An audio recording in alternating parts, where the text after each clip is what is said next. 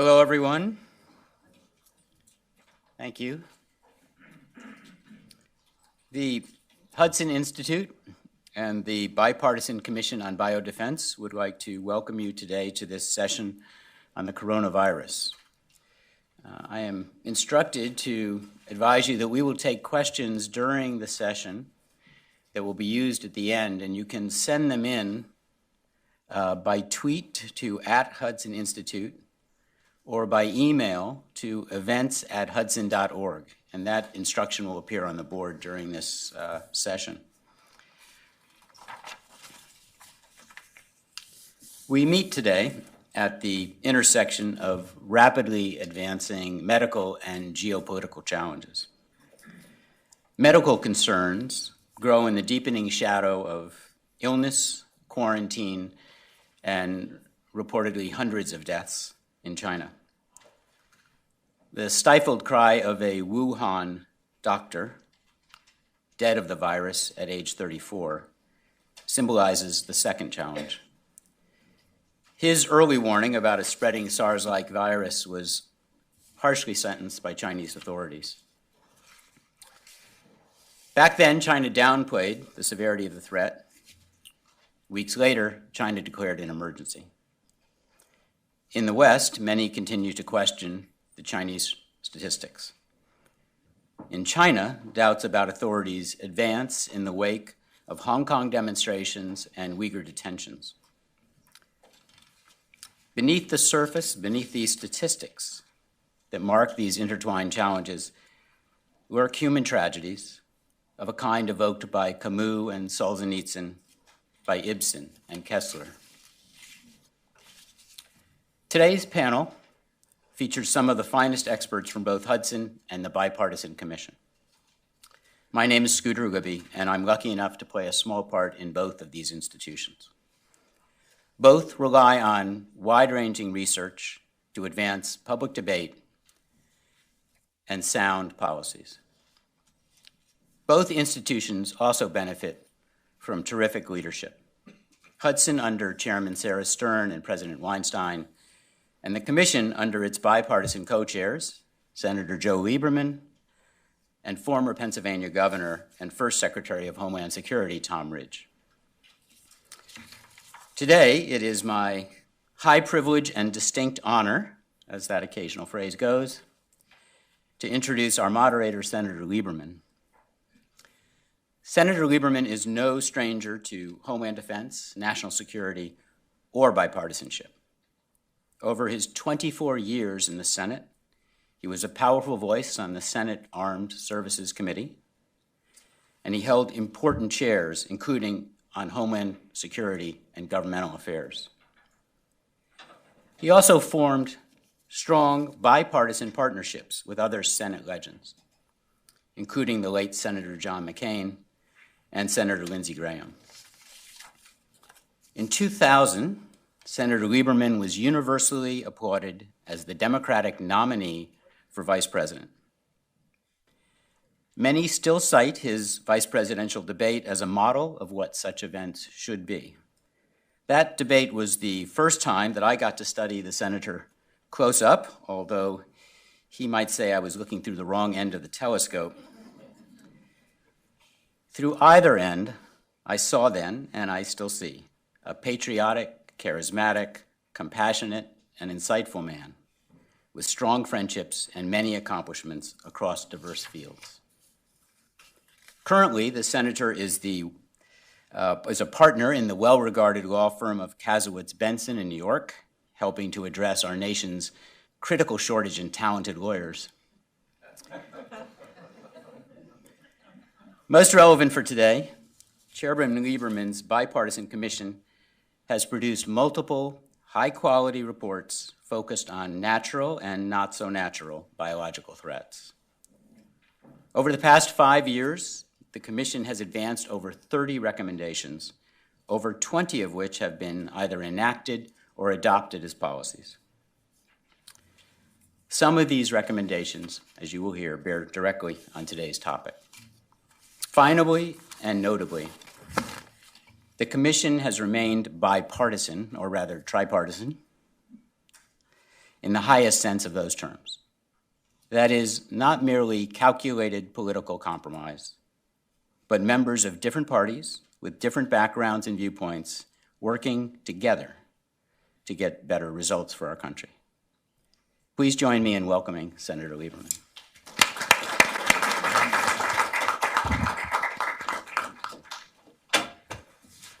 Thanks very much, Scooter, for that really generous introduction and predictably literate as you are. It's been a pleasure to get to know you after that little skirmish in 2000 ended, and we've been on the same side since. Also, thanks through you to the Hudson Institute for having from the beginning been both a host and sponsor for our Bipartisan Commission on Biodefense. So let me give you just a real brief history about the commission. It's the inspiration of a man named Bob Kadlec, who has worked in the area of biodefense for some period of time in various administrations, actually is back now in this administration working on that and other matters of public health. Bob felt that our biodefenses were not up to the challenge.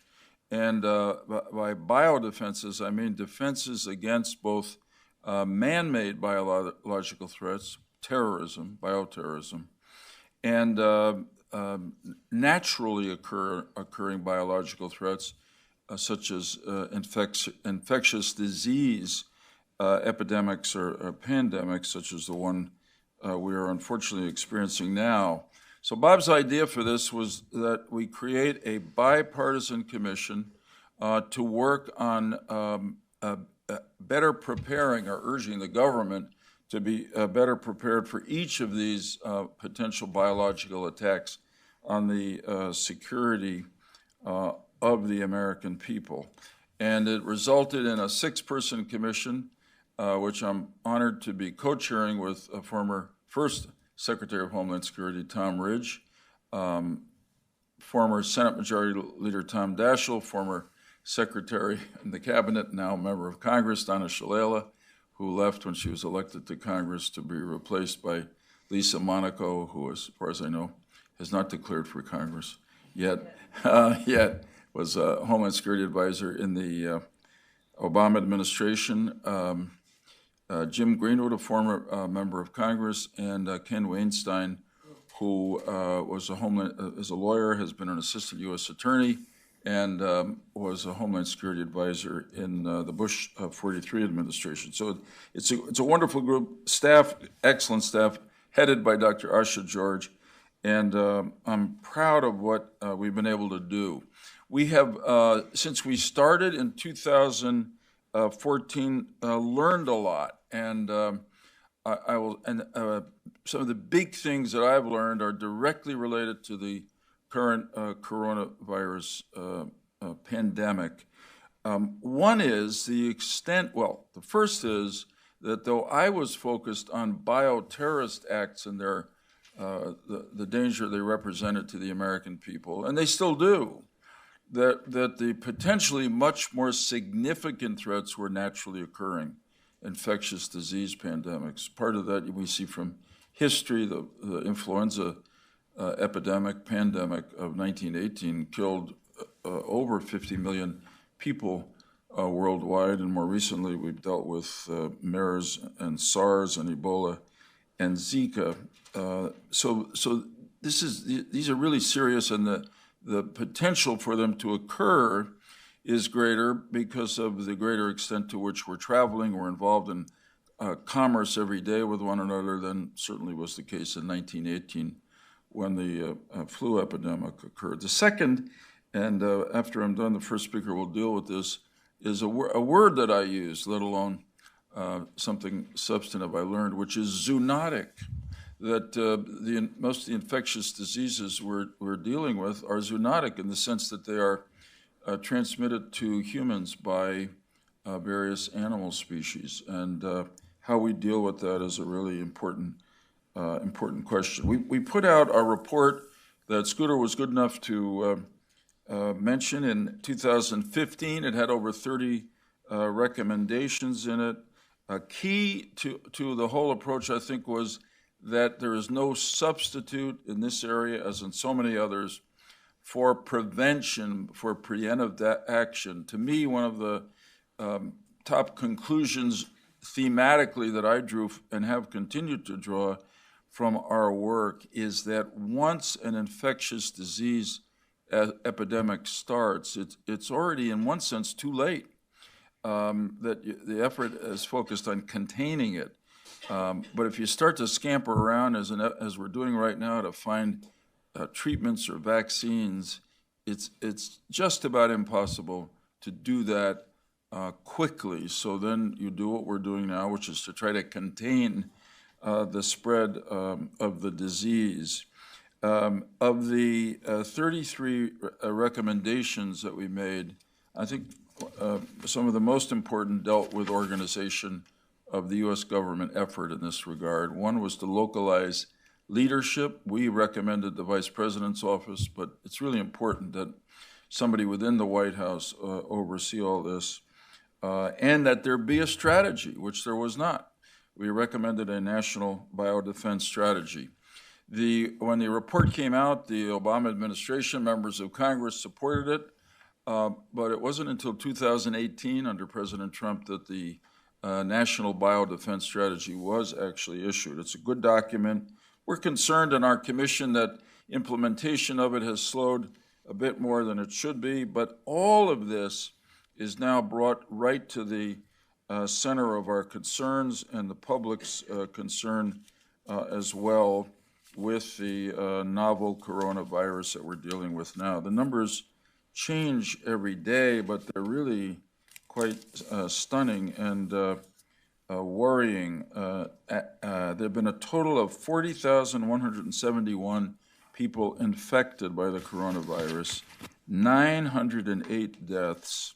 Yesterday, just 97 deaths and 3,062 new cases. Almost all of these are in China. And I think we have to approach this as something that's happened in China now, but that could happen in the U.S. or anywhere else in the country, in the world. And I hope and now pleased to see that there is an effort not only through the World Health Organization, but through the United States government to help our fellow citizens in China who are now now the targets, the immediately under risk from this coronavirus infectious disease, to help them in every way we can to contain it and to treat it and to, if it's possible now, to stop it. The administration has appointed a committee, the Trump administration, headed by Secretary Azar. It's an important thing to do. It's, in one sense, under the aegis are involving the National Security Council. That's important because it makes the point that this spread of this disease is, in fact, a national security threat. Yes, it's a public health problem, but it is a national security threat. If we had our druthers based on our report, that committee that Secretary Azar heads would have already been appointed years ago and would be permanent and ready to spring into action with a crisis such as that presented now by novel coronavirus. Secondly, we're very grateful to the CDC for having come up with a diagnostics test. That is, how do you find out if people showing symptoms, which in this case are quite common, of actually having coronavirus, and the diagnostic kits have now been circulated within the last week by the Centers for Disease Control to states and localities, other governmental entities around the country. They're being shared around the world. NIH itself is working to produce a vaccine for a novel coronavirus, but that's not going to happen overnight, and we will talk about how that can happen. And again, going to the question of prevention and readiness, this crisis challenges us to invest in the development or the search for a broad spectrum vaccine or antiviral, one that works against an entire class of pathogens like the coronavirus. There's also, in a much less sort of complicated way, a real shortage of supplies to deal with a crisis like this. In addition to medical countermeasures, we've got to remember the need for essential medical supplies, basic stuff. There's no point, for example, in developing vaccines that need to be injected if we don't have enough needles. There's no point in telling hospitals and other healthcare deliverers to provide supportive care if we don't have supplies like saline. There's no point in urging everyone to take great care in protecting themselves if we don't have enough masks and gloves to go around. In fact, one expert we had appear before our commission a while back said that the world has only about a 2-day surge capacity for these basic medical supplies. That is, items ordered and already manufactured but have not reached their destination. Just 2 days, and the world, including particularly our friends in China, are dealing with this need on an urgent basis right now. Final word, the government's response, our government's response, will only be as strong as available funds allow it to be. For a long time, unfortunately, Congress declined to provide funding for an entity it created, the Public Health Emergency Fund. Recently, it established a separate fund at the CDC and put in more than $100 million to combat infectious disease outbreaks. But today, as of today, just a little more than a month since our country began responding to the coronavirus, that Rapid Response Fund is totally depleted. And the CDC is having to take money away from other programs to keep funding novel coronavirus efforts. So it's clear that emergency supplemental funding is going to be necessary. I hope the administration will ask Congress for it quickly, and needless to say, I hope and trust that Congress will respond. But again, there's no substitute for investments in preparedness for the next response. And when it comes to some of the real big investment items like developing broad-spectrum antiviral vaccines or treatments, it's really a worldwide concern and ought to be, our funds ought to be pooled with funds from other countries around the world to see if we can combine our intelligence, our technology, and our shared need as citizens of the same planet to be better ready for the next infectious disease epidemic when it breaks out. We're very fortunate today, and the Bipartisan Commission on Biodefense is really proud to be co-sponsoring this event with the Hudson Institute, who brought together a wonderful group of experts. We're here to learn, and we're here hoping that we will learn some things that will help our commission, and perhaps those of you who are here in the room and those watching on the live streaming, to take action to respond to the current threat and to prepare us to better respond to future threats. It's my great honor to begin by introducing Dr. Billy Karish, who's a member of our commission, one of the ex officio members. We found a very clever way to keep the commission small, but increase the expertise available to us. Billy and Scooter are both ex officio members. Dr. Karish is the executive vice president at the Eco Health Alliance and brings background as a veterinarian, and will talk to us particularly about the zoonotic effect on this crisis. Dr. Karish, it's all yours. You can speak from there or here, whatever you like.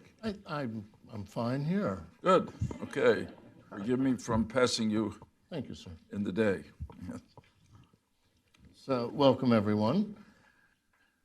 It doesn't seem like it's been 5 years. It doesn't. Until you mentioned that. How time flies, and we've had some great outbreaks since then, haven't we? Yes. Yeah. I wanted to say that, just so people don't think this experience aged you, that when I met you 5 years ago, you did not have any hair. That's right. So it's not the membership on this commission. This is very true. So, once again, good afternoon. It's a pleasure to be here. Thanks for inviting me, Mr. Libby. I'm going to start out with a little video, and I think we're going to go in somewhat of a chronological order. So I want to take us back to why this outbreak's occurring and why similar outbreaks do occur. And we, before you cue up that video, the Hudson Institute asked me to specifically tell you there's a warning. You may see some things in this video that are unpleasant or uncomfortable. So if that is the case, you might want to close your eyes or shield your eyes. I'll narrate it for you. And also, it's adult content only. Understood, right. And then also that I shot this video myself, so I do have the rights to it, and it was not taken in China, it was actually taken in Indonesia. So what I want to show you this is because this is not specifically a China issue. So much of the world gets their food on a daily basis from the systems that I'm going to show you.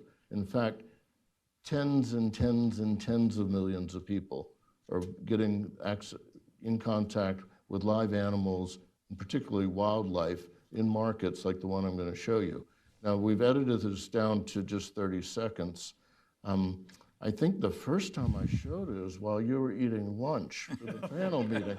That didn't go over so well. So we've kind of trimmed this down for a cleaner section. You're not going to see the early part where there's live dogs being killed and chopped up for food. You're going to miss out on the chickens there, some of the pigs, but we're still going to give you a little flavor about what goes on in this market. So if you cue the video clip. So those are actually bats for sale. At this one little market, they told me they're selling about 6,000 a week. And this market, of course, there's dozens of these markets in the neighboring area in one little tiny place on one little island. Then I think we zipped by the rodents that were for sale. So those were rats for sale. And then this is fresh meat. I think this is pork. And somebody's chopping that up. Looks like they're still chopping up the bats.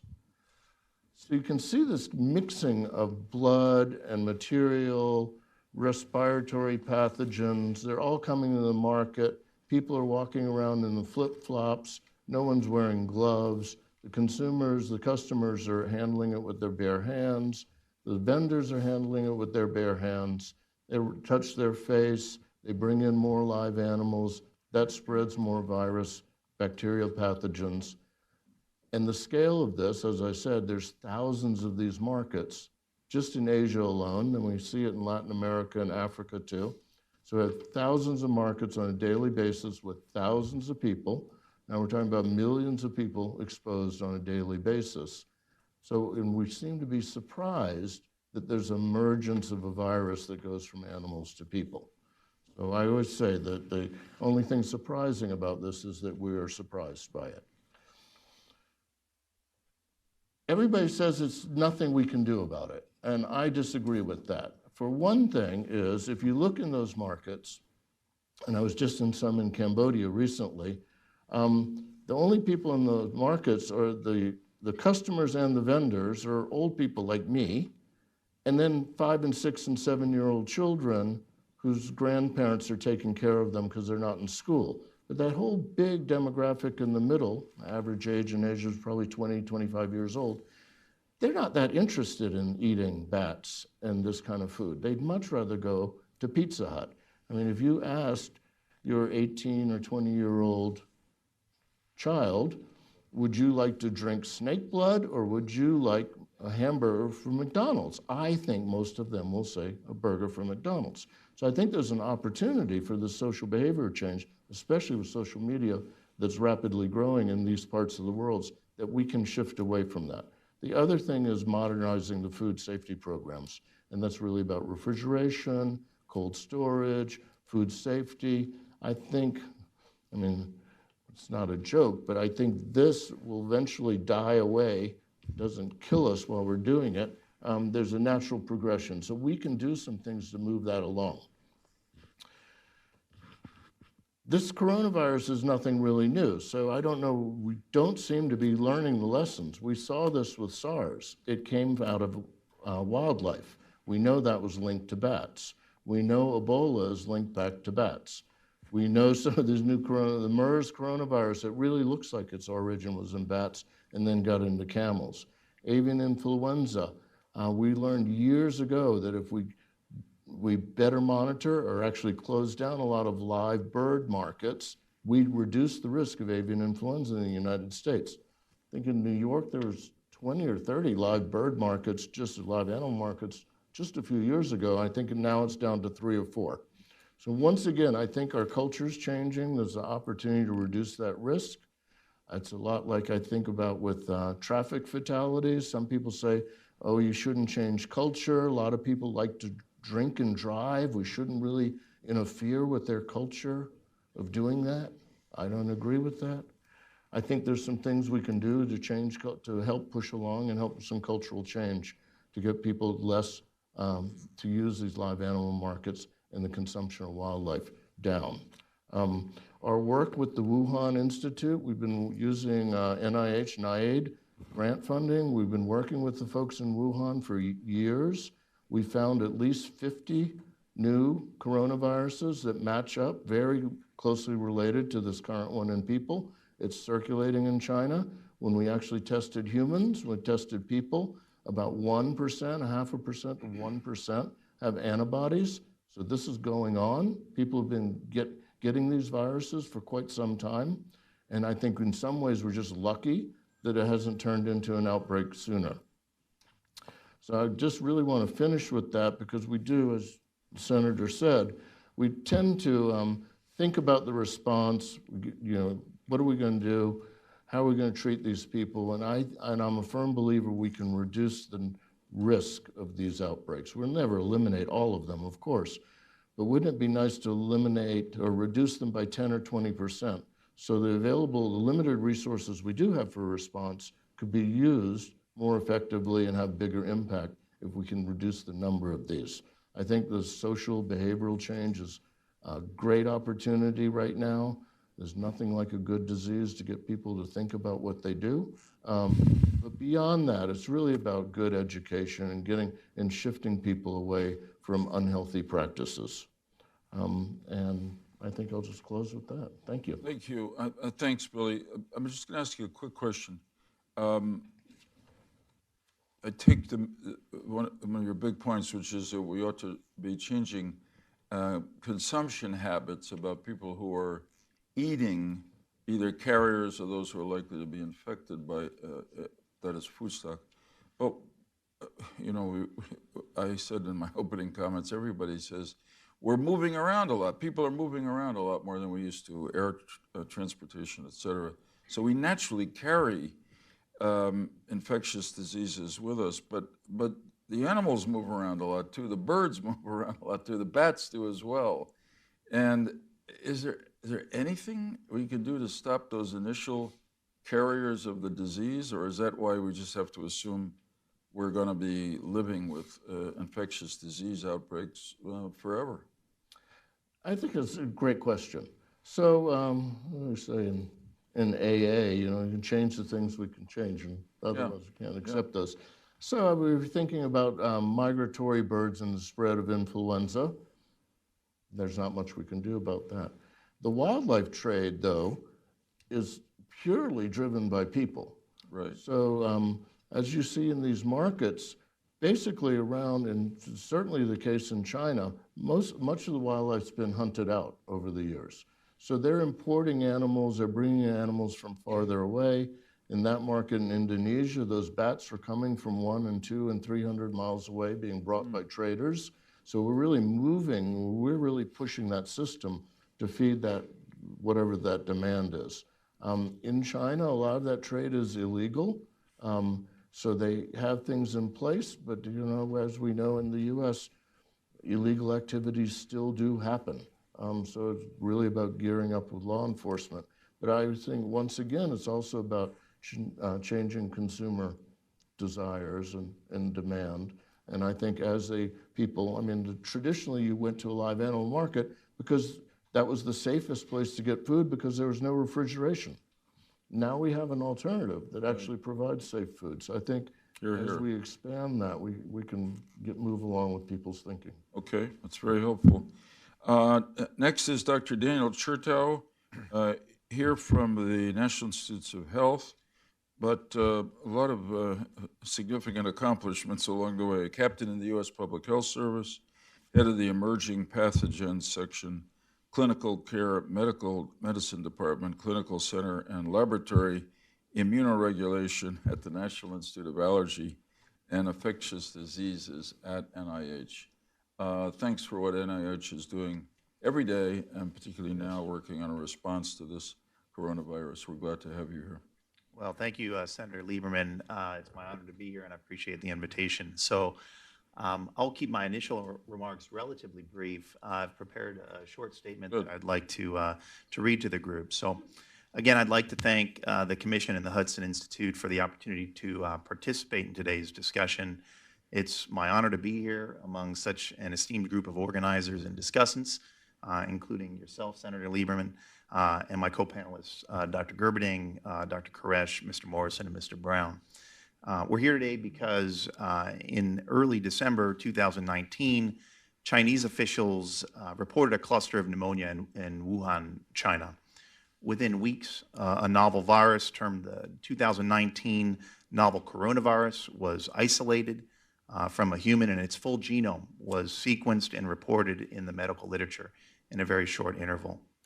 This virus emerged from its natural reservoir in nature, likely bats, as Dr. Koresh has indicated, and likely passed into humans via an intermediate animal host, which has yet to be established.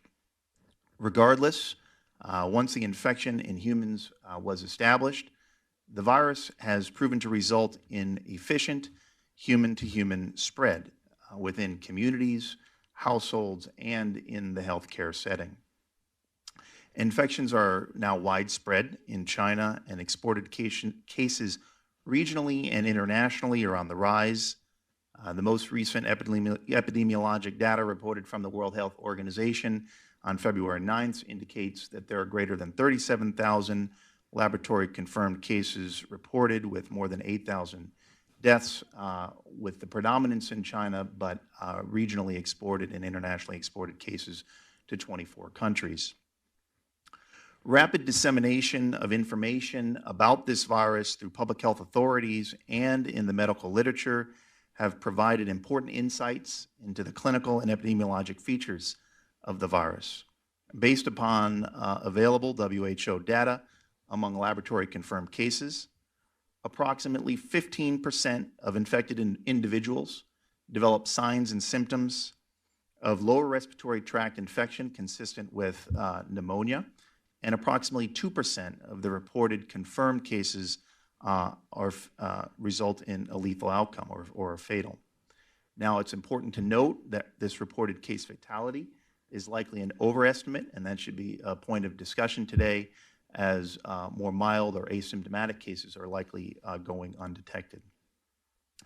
Among hospitalized individuals with confirmed infection, reported case fatality is higher. It's around 4% based upon recent publications. Preliminary estimates indicate that this virus is at least as transmissible as influenza, with every case infecting on average 2 or more individuals. Given these details, appropriate public health efforts to slow the spread of this virus are underway. These include travel restrictions and screenings, isolation of cases, contact tracing, and quarantine of potentially exposed individuals. Preparedness at the individual level and at the institutional level, both at local healthcare facilities and healthcare systems within local, state, and national levels, is warranted, and it is ongoing. Those are my initial remarks, and I will cede the floor. Thanks, Doctor. That was great. We'll be back to you. I always ask you, Dr. Julie, how to pronounce your last name. Oh, you know, it's like the baby food. Gerber Ding. Ding. That's what I was going to say. That's exactly the same answer you gave me last time, so, which is unusual in Washington. Dr. Gerberding has been the director of CDC and Centers for Disease Control, and I stress today, and prevention. She left that post, and she now has a position as Executive Vice President and Chief Patient Officer, Strategic Communications, Global Public Policy, and Population Health at Merck. So she brings with her two really important elements of this, which is the work that CDC should be doing, has been doing, and the role of private pharmaceutical companies in both responding to this crisis and helping us prevent the next one. Thank you for being here. Thank you. Thank you for having me and for focusing this kind of expert attention on this issue. It's a privilege to participate. I thought what I would do in my opening remarks is just remind people of how an outbreak unfolds and how the strategy has to change over time depending on what phase of the outbreak you're in. Good. So if you think about what happened first, so there was a localized outbreak, and the first thing that has to happen after the emergence of this, what is presumably a zoonotic infection, is the recognition and then the reporting of that outbreak. And while that seems to have happened much earlier in the course of the outbreak than it did when I was experiencing SARS at CDC, we can never be fast enough to really get that real-time understanding and that real-time diagnosis of what's going on. Once there is an outbreak, the next phase is really containment. And we have seen, I think, the most sophisticated and complete containment effort that has ever been invoked. I don't know if you go back to the beginnings of quarantine when the ships in Venice were kept in the harbor for 40 days, whether maybe that was an even more extreme case. But I think what's going on in Wuhan is got to be, from a population basis, the single most massive containment effort. And then you surround that with the travel restrictions that are being implemented by countries around the world. This is definitely the best possible effort to really try to contain something at the source. The next phase is the spillover phase, and we have already seen that. There are more than 300 cases of coronavirus infection that have occurred in other parts of the world. Some of them have led to some secondary cases, but just this week we're beginning to see cases in people who aren't directly linked with travel in China. And as Dr. Tedros, the Director General of the WHO, said today, those are sparks that could ignite a fire of sustained local transmission. There's not a fire yet, but those sparks are what's really worrisome today. If you do get sustained local transmission, then obviously the strategy changes. Containment is no longer the goal. The goal is to slow down the spread and try to reduce the peak, because the peak really impinges on our ability to provide care and sustain essential medical services, as well as all of the other essential services that societies need to provide for their citizens when they're under stress. So all the continuity of government, the continuity of safety and security, the continuity of food security, et cetera, et cetera. So when you move into this phase of trying to slow down, that's where the social distancing becomes important, early school closures, avoidance of mass congregations, et cetera, et cetera. The goal isn't necessarily keep it out because it's probably too late for that, but the goal becomes, can we slow the progression, smooth the curve, reduce the overall stress on the system, and hopefully save lives in the process of all that. And once we see what we do every year with seasonal influenza, where we have widespread sustained transmission, you really just move into a situation where you're trying to manage individual illness and encourage people to take common sense precautions to protect themselves. So, you know, right now we're at this kind of spillover phase of this epidemic, and we don't know what's going to happen next. We have some information, as you pointed out, about the fatality rate being much higher than we would expect with seasonal influenza, but not as high as it is with SARS or MERS. And at the same time, when people are infected and how long they remain infected is very worrisome. particularly if there does prove to be more of the asymptomatic transmission, which, by the way, does happen every year with influenza. So we really are desperately seeking the parameters that define the speed of spread and the risk of transmission at various stages of illness, and candidly, I'm worried about that. Thanks. I wonder if I can ask you just a layman's question, which is, what are the ways in which this coronavirus spread could end? I mean, presumably, if we develop treatment medications, that's one way. That's going to take a while. In the best case, does it play itself out? In other words, what's the science tell us about how this comes to an end? Let's assume for a moment, unfortunately, but let's assume that we don't develop treatments. Does it just keep spreading? I think people ask me that question, or does it stop of its own? So that's an important question. We don't know the answer to it. With SARS, containment occurred. After 8,000 cases, SARS was completely quenched. But SARS mainly spread from really sick people in hospitals, where you could implement all of the infection control precautions that we know would be successful and really quench the transmission. We've seen the same thing happen with most Ebola outbreaks, where once you know there's a problem, you implement the proper protection so that the sick people aren't transmitting to well people, and you can at least temporarily contain the problem. MERS, on the other hand, another coronavirus that is a very high fatality rate, about 34%, MERS is still being transmitted. It's coming from camels to humans. It's percolating along, and occasionally one of these MERS patients gets admitted to the hospital. People don't recognize they're infected, and they become what we also saw in SARS, a super spreader, where they are the source of infection for health workers, for other patients, and for visitors to the hospital. So incomplete containment, even in modern times where we have diagnostic tests, we haven't been able to completely contain MERS. So I suspect that we can reduce a significant amount of the hospital transmission of coronavirus when the tests are widespread and we have patients in isolation or in places where there is a supply of masks and protective equipment.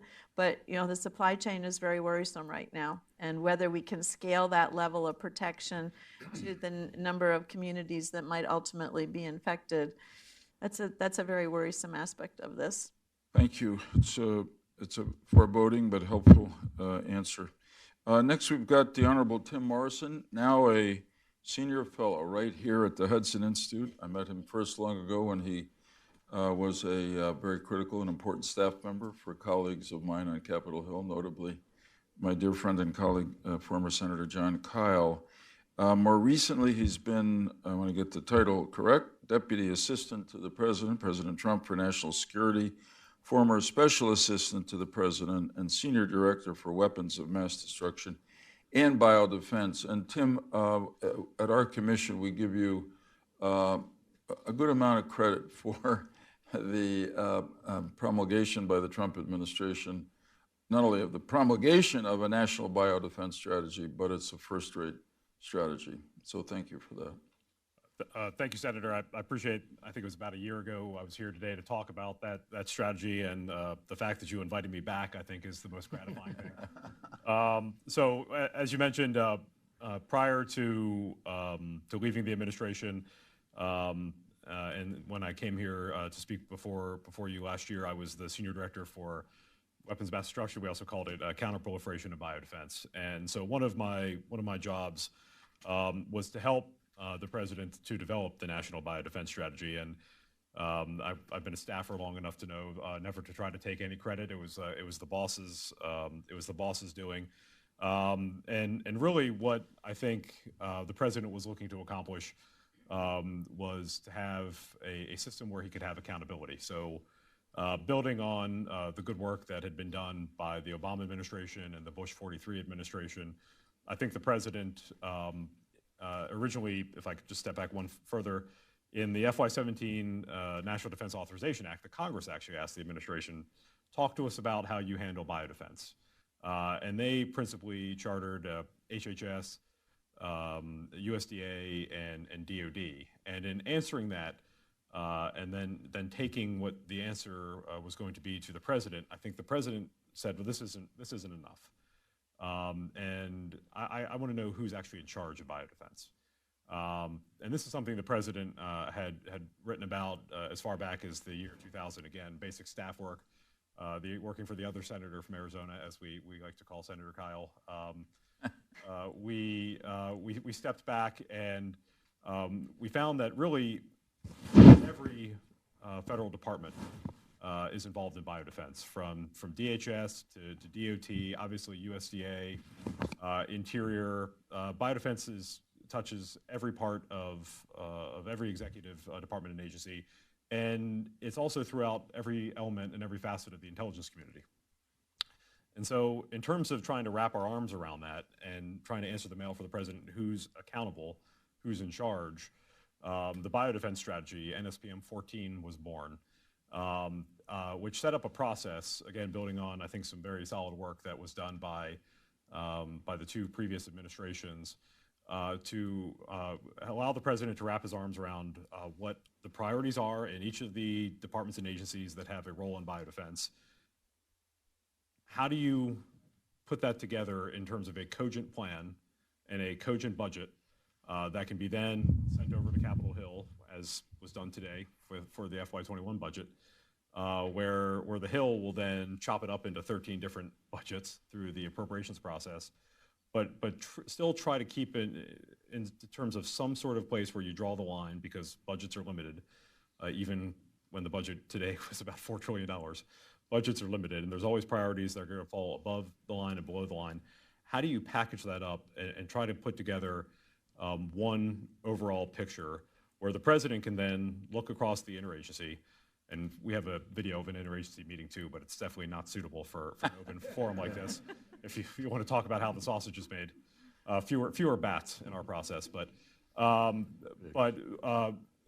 that is an annual process, the NSPM 14 process, to pull all those budgets together, all those different programs together from all the executive agencies and in fact the intelligence community, and try to put it together under one unified set of priorities. And then the president knows who to look to, and I think you saw that play out when he announced his task force for coronavirus. Was he immediately went to Secretary Azar and he immediately went to the National Security Advisor, because that's what NSPM 14 told him. That's the process he set in place. And so the administration has had a number of opportunities to show how this process works, because since it came forward, first of all, there was the sausage making of the strategy. The administration promulgated the Global Health Security Strategy. The administration promulgated the Influenza Executive Order to streamline vaccine production. And one of the most amazing things to me in helping to work through that process was just how much of our vaccine production is still tied to eggs, which, when you think about where we are in the 21st century and the fact that every one of us has a phone, hopefully nobody has a Huawei phone, but every one of us has a phone with more computing power than the Apollo program, and yet we're still making our vaccines with eggs. That was one of the goals of the Influenza Executive Order, was how can we change that process to make a vaccine production supply chain that's more nimble and responsive to what we actually see. And then, of course, Ebola. And the Obama administration, before the 2014 West Africa outbreak, did a lot of significant work. A lot of those lessons were wound up, we baked them into the NSPM 14 process. But getting our arms around the Ebola in the Congo, the most challenging, feel free to disagree with what you saw, but in the Congo, we encountered the most unstable security situation for an epidemic outbreak, I think, that we've ever seen. You found an outbreak in a part of the country that simply did not consider itself bound to that government. In fact, there were concerns about the fidelity of their election in the middle of the outbreak, just to really make sure that the population didn't trust the government. These were the kinds of things we were dealing with, but the NSPM 14 process, the biodefense strategy, I think wound up proving itself out to help the interagency, help the president with the options that he would need to help marshal all the resources of the United States government, the WHO, and allies to help get that outbreak under control. And so that was the process. Those were the lessons that we learned. And I think that's a process that's largely working today. There have been no significant calls for the kind of Ebola czar that was needed in 2014. I know people continue to talk about it. But I think by and large, and maybe it's just a function of who I talk to, I think by and large, people believe that the process that was set up is largely working. The gaps that people have previously feared when these were more, pardon the term, more novel episodes for the government to handle, I think aren't there today because of the lessons that have been learned before. And really what we wind up finding is the biggest gap we're dealing with is the information we get out of China, and can we trust it? Are we getting a fulsome picture? But for the purposes of the interagency, I think the process that the president set up is largely working, and hopefully that continues to play out as the United States government gets its arms around how do we respond to this particular outbreak. Great, thank you. Eric Brown is also a senior fellow here at the Institute, Hudson Institute, and is an expert on China and Chinese government and policy. So we're grateful to have you bring that important element to this discussion. Yeah. Let me caveat everything that I'm going to say by saying I have no public health background. I'm a science junkie, so I'm very much here and grateful to be able to hear what all of you have to say about this. I mean, most American citizens, I think, have been hungering for some rational scientific explanation about what we're looking at in the coronavirus outbreak. I think the opacity and the lack of fulsome information from China itself has contributed to a lot of conspiracy theories, fringe theories, among other things, and general fear. And I should say that that's general fear not just in the United States, but in China itself and in the countries that surround it. There's a general, I think, a general sense that the PRC numbers and what the PRC says, what the Chinese Communist Party says about the outbreak is not credible, that it's in fact politically skewed by what the party itself wants both its subjects and the wider world to hear. And on that account, I want to say that I don't think that the party's response to the crisis is very surprising. I mean, at first, last year, officials in Wuhan, party officials, at the direction of Beijing had scrambled to cover up the epidemic. And now people from all walks of life are being threatened and punished by the party state for not reporting on the pandemic or complying with other party dictates. Neighbor is being turned against neighbor. You can visit Weibo and social media to see evidence of this. Well, tens of millions of Chinese are under lockdown, and the central government is saying it has everything under control. And yet, there's a persistent question. Is that in fact the case? And are these draconian measures in fact necessary? I'll take your word for it, but from my perspective, I highly doubt that a city like Los Angeles would countenance being locked down the way the citizens of Wuhan have been locked down. All this, in fact, fits a pattern with how the Communist Party has responded to comparable crises in the past. For instance, the HIV-tainted blood supply that blossomed into a full AIDS epidemic in the 1990s, the SARS epidemic of 2003, as well as other issues and crises surrounding contaminated food supplies. First, the CCP has a habit of denying that this is happening. Then the party spins and lies about the extent of it or gives bad information. Then it responds with draconian measures and underplays the extent to which the crisis has happened and the damage it has caused. I'll add that it is in fact the party's MO, not just when it comes to public health crises, but in all instances where it faces political embarrassment and its competence and the power of its claims to power are called into question. Look, for instance, at Beijing's bid to cover up the mass atrocities and gulags in Xinjiang, which is something that we've studied very closely here at the Institute. I was very glad to see Secretary Pompeo and the administration, as well as leaders in Congress, call for a robust effort to mobilize money and U.S. health expertise to help China arrest the epidemic there. I would argue that objectively speaking, the US is the most pro-China country and has done more for China than any other foreign nation over the last 150 years. That's a political statement, but it's borne out by anybody who studies the history. I do worry, however, that even this sign of goodwill is not going to change much about the CCP's behavior. And we know how the CCP has responded to other crises, particularly in the last 10 years, and particularly since the rise of Xi Jinping. And it has led not to greater liberalization or greater accountability of party officials, but rather to the opposite. Instead, what we see today is the CCP's propaganda apparatus or narrative spinners has kicked into overdrive, and it is relying more and more on nationalism and paranoia to divert people's attentions from the party's own failings at home. It is attributing the regime's problems, indeed, in responding to the crisis to foreign machinations. US health officials have not yet been allowed to go, I think en masse. And without getting a proper assessment of what's happening, we can't provide our own expertise. So this is the PRC politicizing the problem. And yet, the PRC's ambassador to the US just the other day said that the US is politicizing the virus outbreak. I find this to be particularly rich, since it is, in fact, the CCP state that has politicized the very international health bodies that are supposed to fight these pandemics and keep them contained.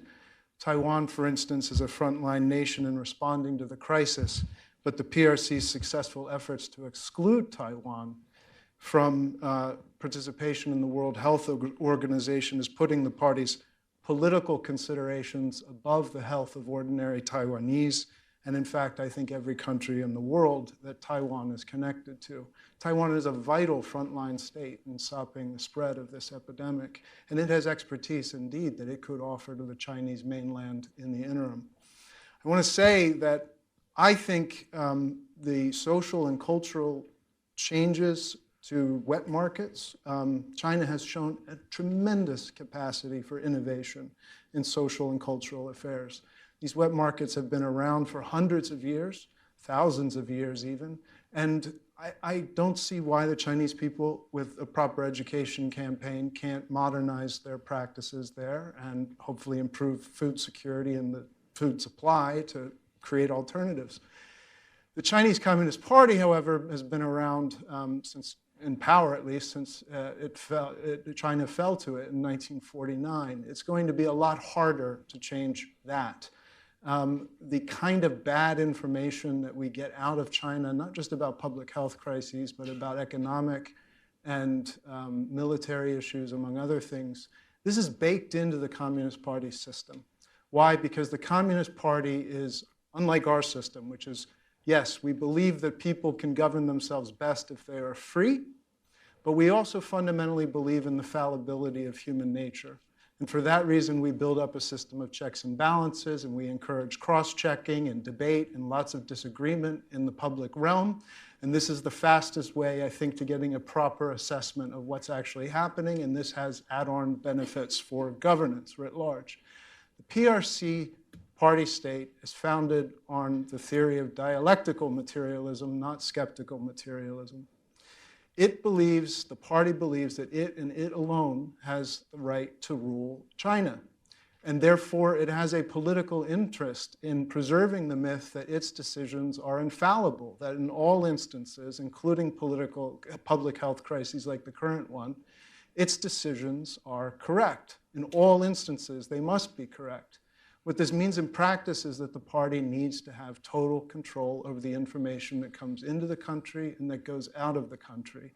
And it's precisely this system that is producing the skewed information that we're getting out of China, and it has implications for China's governance.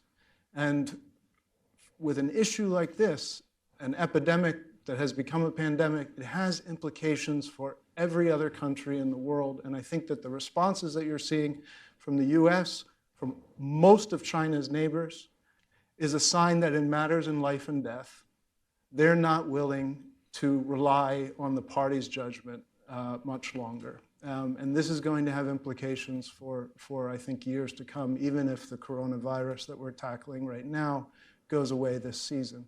If the sun comes out and burns it up, that would be wonderful. But people don't trust what the CCP is telling them.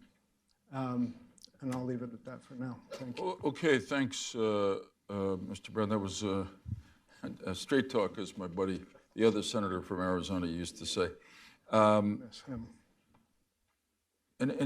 I'd say two things. One is that, and it may be happening in this case, that even autocratic centralized governments are sensitive to public opinion if public opinion is so aroused that it may, in some sense, either one, disrupt the stability of the country, or two, threaten the continuance of the autocratic government. And in recent times, we have seen the Chinese people, to be specific, be very upset, mobilized on the question of environmental pollution, particularly air pollution, but others as well.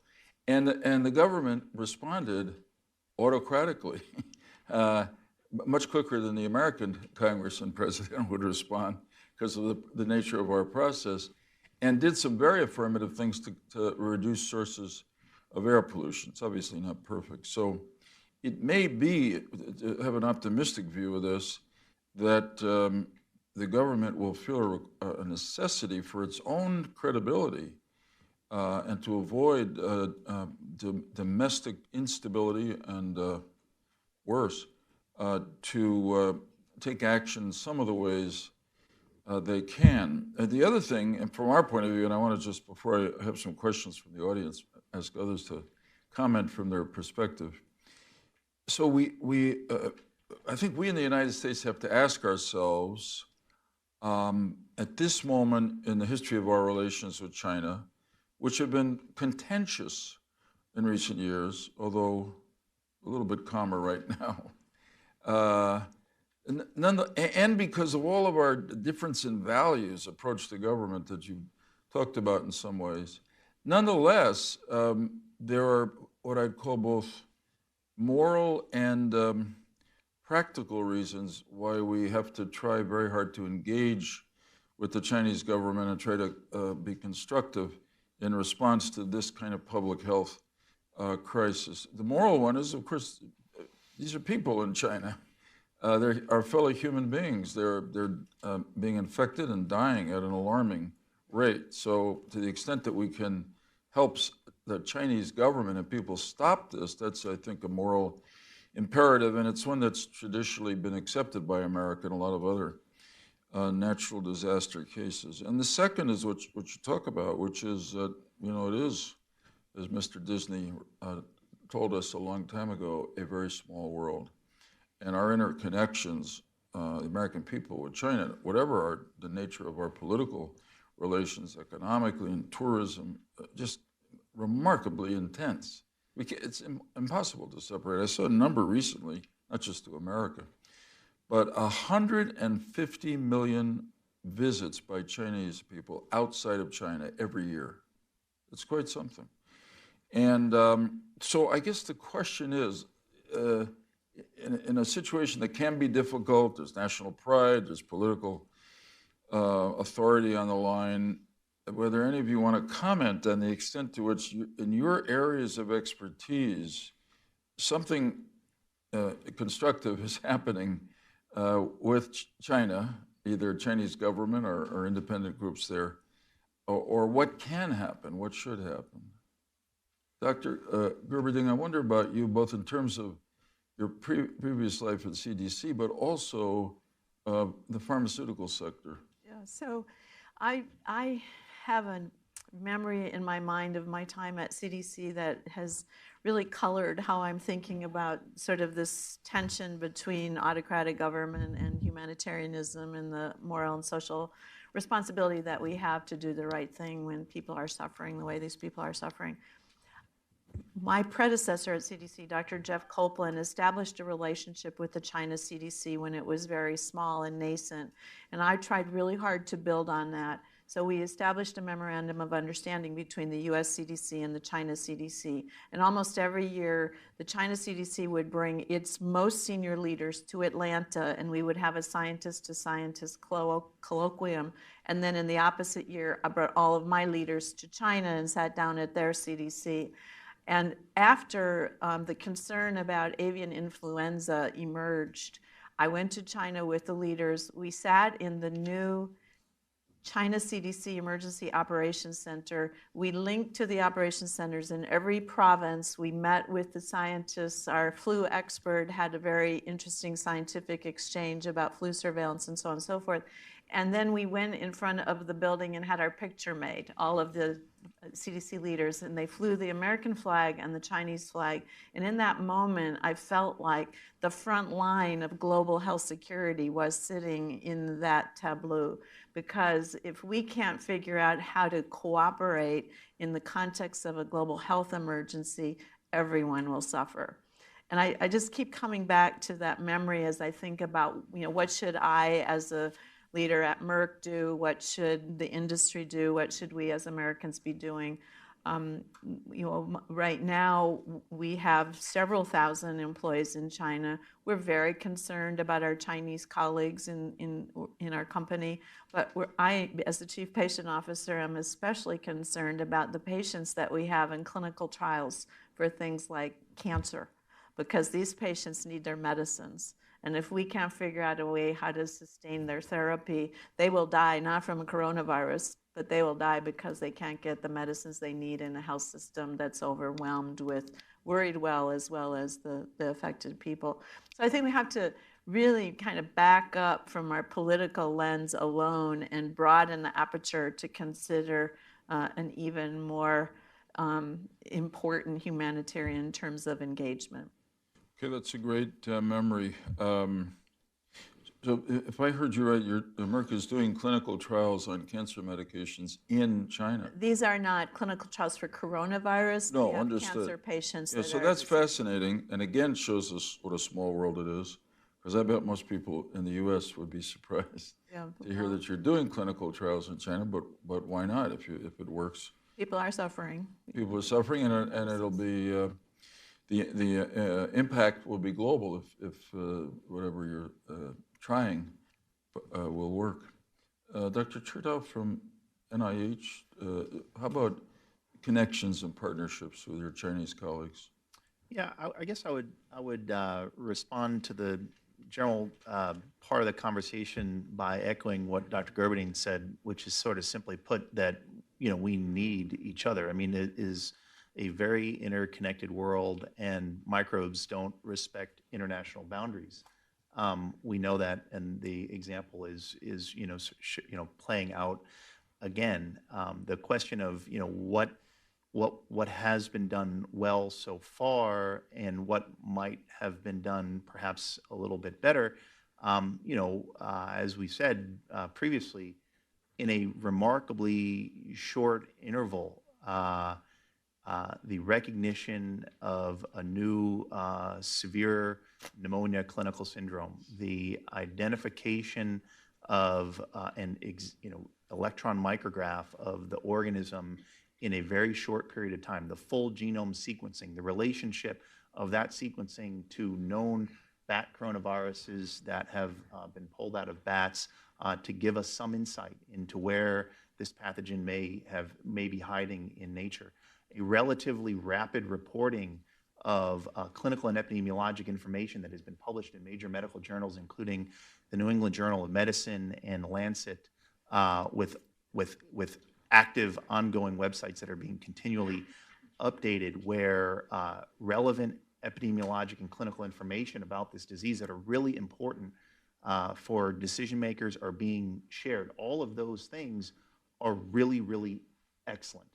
I think what has been stated and is quite obvious is that the United States, between the Centers for Disease Control and Prevention and certainly folks at the National Institutes of Health, we have enormous capacity and capability, global expertise with disease prevention and control, and we certainly would like our experts to be present and to be part of what's going on the ground to answer some really important fundamental questions, one of which is, what is the denominator?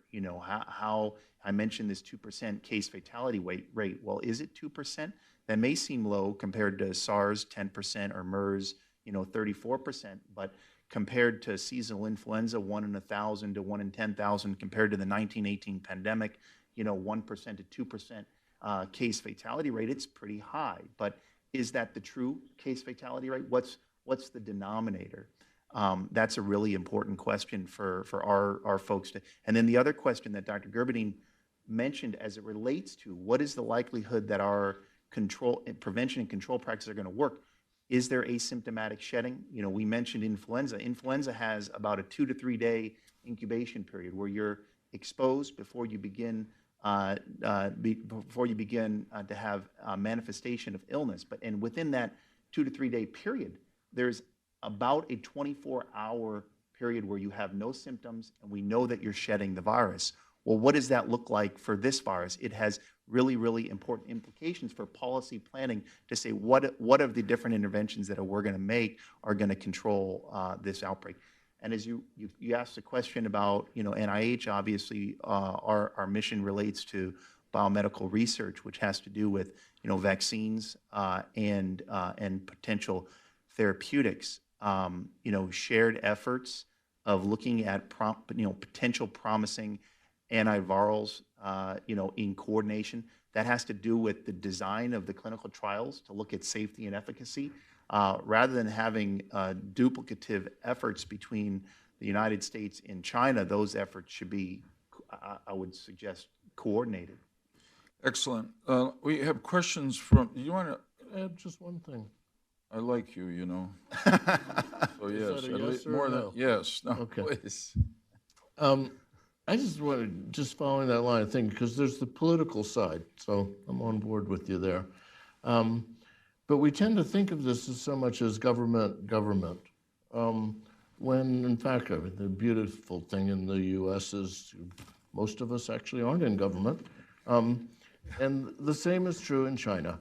And there is a lot of interaction, and there's some interesting programs like USAID has been supporting U.S. scientists and healthcare workers to build collaborations. DITRA has a biological engagement program about collaboration. NIAID has a great one, NIH. We've been working in China with NIH support and AID.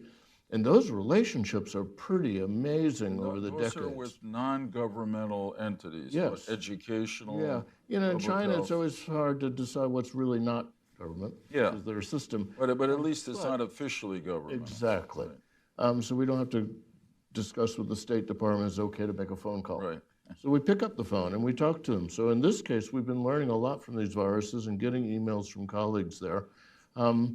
So there's some built into our system. We have some, I don't know, you call them workarounds, but they're like alternative pathways, and the private sector's doing that.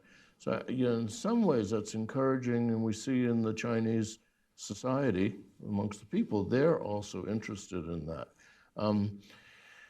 The alternative to not being engaged is just to paddle around at night in your canoe and wait for something to jump over the transom and try and react. So we need some ways While to people be on the engaged. other side of the transom are dying. Yeah. Yeah. And had this disease broken out in Indonesia, in that market, I don't know if they would have responded with the same capabilities as China. So there's something, there's a complex story that's going on. But I mean, I'm certainly on board with you about things that could improve there. Okay, that leads me to ask you, we have some questions asked by the audience, and two of them go together. One is about Indonesia. The first is, notwithstanding reports of wildlife trade and consumption in Southeast Asia and China, the NCOV originates from Wuhan. What's the defining difference that results in this outbreak in China and not one of the other Southeast Asian countries? And if I may, I'll add this second question, which is related. Regarding the video clip showing wildlife sales in the Indonesian markets, Indonesia has actually not reported a single novel coronavirus case, can you share an assessment on whether it is a case of underreporting or insufficient capabilities, or perhaps a natural resistance against such a disease spreading in Indonesia? Well, you can help me on this. I would say all of the above, but I would, with Indonesia, if it's being underreported, it's because it's not being detected or diagnosed. And I think they don't have the same rapid capabilities that we see in other countries, including China. These spillover events, like I was saying, it's like 1% of that rural population in China, 1% would be 5-10 million people have antibodies to these coronaviruses. And it hasn't none of those have turned into a pandemic or thing. So I think this is happening all the time. It's probably happening in Indonesia and Thailand and Malaysia and Myanmar and throughout the region and Vietnam. Most of them are dead ends. They don't go very far. It's just everyone one became HIV/AIDS. It hasn't gone away yet. One became SARS. Most of them, they're happening all the time. Most of them are dead ends, and luckily for us, they don't go anywhere. So that's a good point. So we're all, including me, learning about something called the coronavirus, but those of you who are active in the field, I know that there are a lot of coronaviruses, and they've been around for a while. This one just happens to be taking off in a way that's quite harmful. Yeah, we have two that cause the common cold. It looks like entered the human population.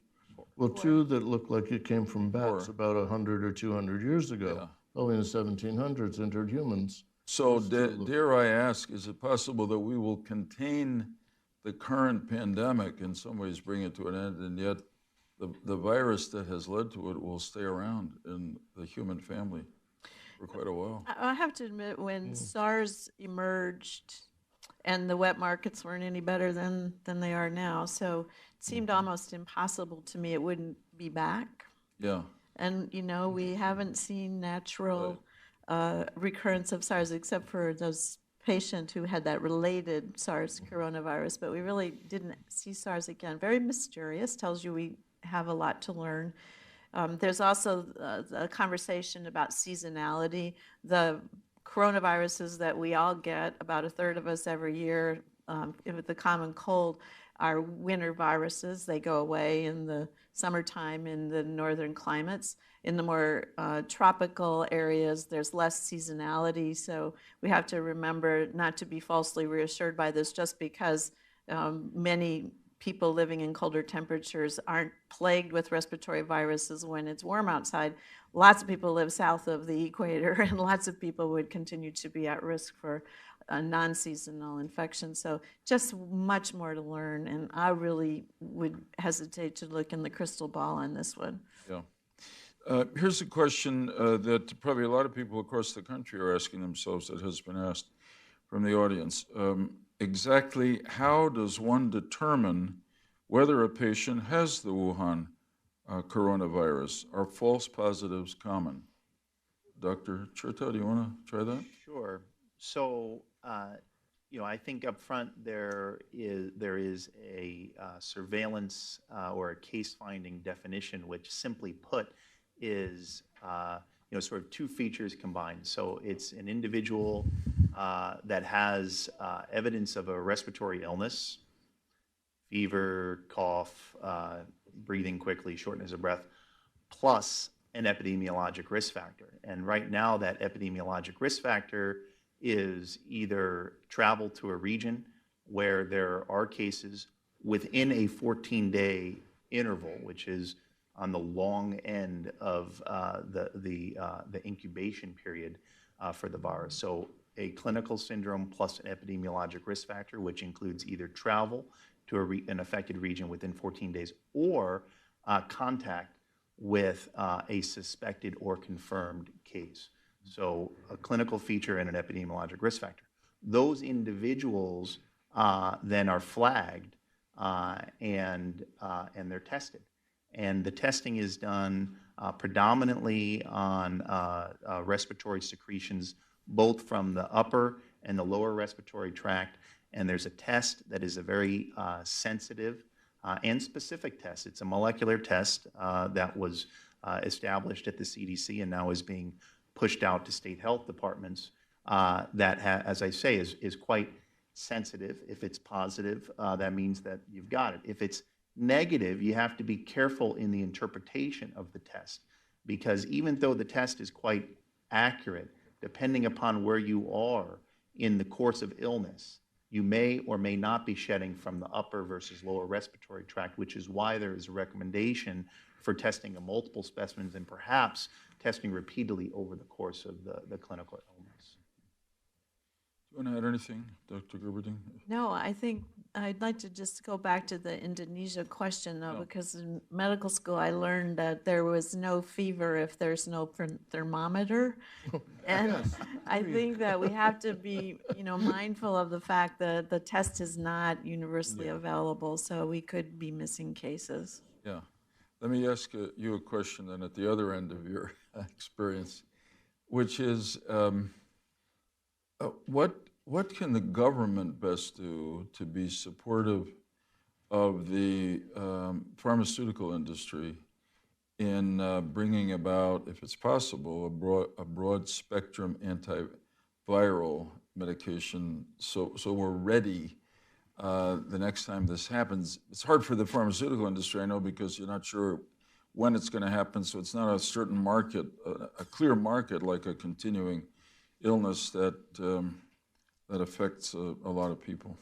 So a little context here, because the government has been working on this since at least the Bush administration and probably before that, and that's where the investment in BARDA, the biomedical, advanced research development capability that allows our government to invest in biotech and pharmaceutical companies and device companies to work on countermeasures in advance of the appearance of a particular problem, building vaccines, antivirals, et cetera, et cetera. And then there's the Strategic National Stockpile, which is our hidden in plain sight warehouse of all kinds of durable medical goods and medicines. So the problem is that the list of what might happen, of the things we even know about, is very, very long. And then there are the things that haven't appeared yet that, how can we make a countermeasure for something we haven't recognized? So increasingly, investments are being made in platforms. I'm sure that there is a lot of energy right now around creating a coronavirus platform that would allow the rapid introduction of the specific parts of a new coronavirus that would be most likely to be immunogenic to kind of speed up that process. So that's one really important thing that the government is already doing, and we can sustain the funding of that and even do more, I think. The second thing is the government could support CEPI, and I hope people here have heard of CEPI. It's the Coalition for Epidemic Preparedness Innovation. It's a private-public partnership that includes governments, the Gates Foundation, the Wellcome Trust, lots of partners that have pooled their money and are able to very rapidly respond in a crisis. Already they've put 3 grants out for coronavirus countermeasures. But in addition, their goal is for the things that we know could cause serious outbreaks or pandemics to work on the vaccines and the countermeasures up through phase 2B, even before they've emerged. So it's an accelerant trying to engage small companies and large companies in putting more effort into these emerging threats. And that would include, we hope in the future, antibiotic resistance, which of course will be a major bottleneck if we actually do end up with a very large outbreak and have sick people in hospital with complicating bacterial infections. So I think the government needs to step away from our current mindset about the nature of the threat and really think about it in the same frame that we think about other issues of national defense. We are not making an investment commensurate with the degree of threat, and not just threat to human lives, but threat to national security and threat to lives and limb. So our mindset is, how can we do something? But it isn't really, how do we take this off the table?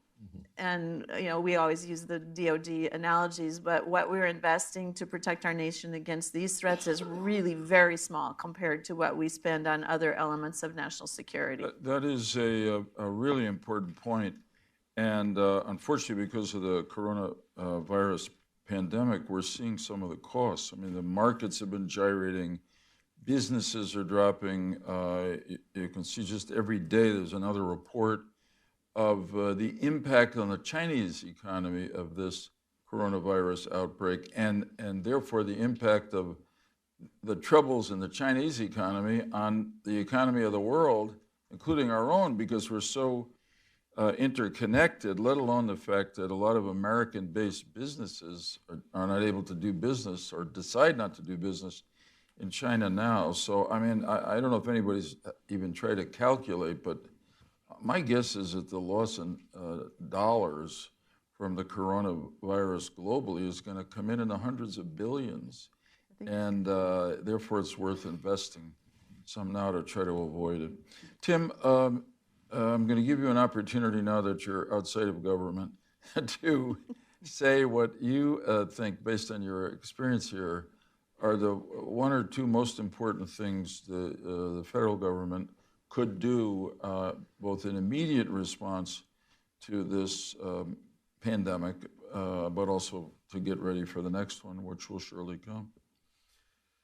So I'll just go back to the biodefense strategy, because I think that is a process that is still new, that the administration built upon what other administrations had tried to do and improved it. It's the old Newton line that we stand on the shoulders of giants so we can see farther.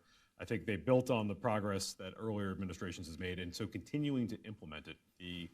If there's one thing that I came away from the National Security Council with, it was a line from John Bolton, that the process is your protection. So stick with the process, and that's what gets things done. It's that long, slow grind that is the work of government. I've had a number of folks call me up and say, why is the president being so easy on the Chinese? Why does he keep saying all these nice things about Xi Jinping? And to me, sort of the Donald Trump you see on TV is the Donald Trump behind the scenes as well. He's just one guy. I think the president is engaged in a sort of a good cop, bad cop here. I think he is trying to encourage the Chinese to resist some of the worst tendencies of insularity and opacity of the Chinese Communist Party. And he's leaving it to the CDCs and the NIHs and other organizations to be the bad cop. I think he's doing his best to try to encourage Xi to be as open as possible. Now, from time to time, and I didn't see the full interview, I only saw the press clip. From time to time, some of the other government officials, Secretary Ross, say things that can be hopefully taken out of context. But I think that's what the president is trying to do, is try to encourage the Chinese to be as open as possible, because that's what's going to allow the professionals to get in there and get this thing solved, if there is a solve, if there is a cure. So that's an important point. I say respectfully that, as I've observed President Trump, he's capable of being both the good cop and the bad cop. Sometimes at the same time. At the same time, or in the same day. But so we all understand the tensions in the bilateral relationship with China, but also I hope people appreciate how important it is to try to use a familiar word, but I can't think of a better one, manage the relationship in a way that it doesn't break into open conflict, because we are so tied together, and it is, after all, a small world that we inhabit. So I, for one, was encouraged when I heard that President Trump and President Xi had an hour-long conversation, much of which was about the coronavirus and how to better deal with it. I think I have enough of a sense of President Trump to know that doesn't end his concerns about every other aspect of Chinese policy, trade, or otherwise that bothers him. But I think this is a moment. Just think of ourselves in terms of our neighbors and friends when they have a problem. Well, let's think of ourselves when we have a problem, or somebody in our family is sick, and one of our friends or neighbors, sometimes it's surprising who will do it, offers to be of help to us. We never forget that. And that may just be the case in relations between great nations like China and the U.S. I'm not as naive as that sounds, but I am as hopeful as that sounds. So we've come to 3:31. We're a minute over when we said we'd conclude this. I think it's been extremely valuable to me on behalf of the Commission. I thank all those who participated in the discussion. Thank you who came out. And we're gonna think a lot about what you all said and see how we can take this forward in a way that's constructive. Thank you very much. Thank you all. Thank you. Thanks for taking the time.